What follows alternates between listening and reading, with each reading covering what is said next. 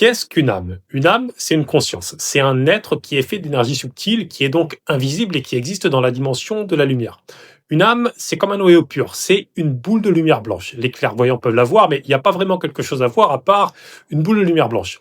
Une âme n'est pas le reflet énergétique du corps de quelqu'un. C'est pas du tout ça. Essentiellement, ce que fait une âme, c'est de créer des consciences plus petites qu'elle qui sont des esprits humains ou consciences humaines. Ce sont ces consciences qui s'incarnent dans les humains et qui les animent. Une âme humaine crée des esprits humains qui lui sont liés et qui vont s'incarner dans des corps humains et les animer. Votre âme vous anime donc indirectement par votre esprit. Pour bien comprendre ce qu'est une âme, on peut la comparer à un arbre. Il fait des choses qui sont en accord avec ce qu'il est. Il a des tropismes, il crée la vie, il se reproduit et il crée d'autres arbres du même type.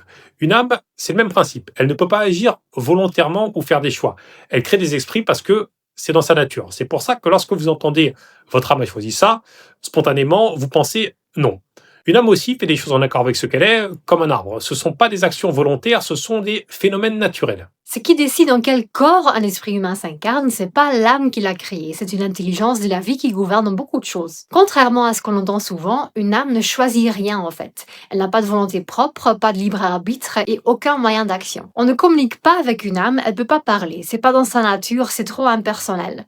Par contre, on peut communiquer avec un esprit après la mort du corps qu'il a occupé. Une âme n'a pas toujours existé, elles sont créées par l'univers et c'est pour ça qu'une âme peut être plus ou moins jeune. Au fil de ces différentes incarnations, donc indirectement par les esprits humains qu'elle crée, elle grandit, elle gagne en expérience et les humains qu'elle anime ont de plus en plus une vision spirituelle des choses. On détaille tout ça dans notre vidéo qui explique ce que c'est une âme.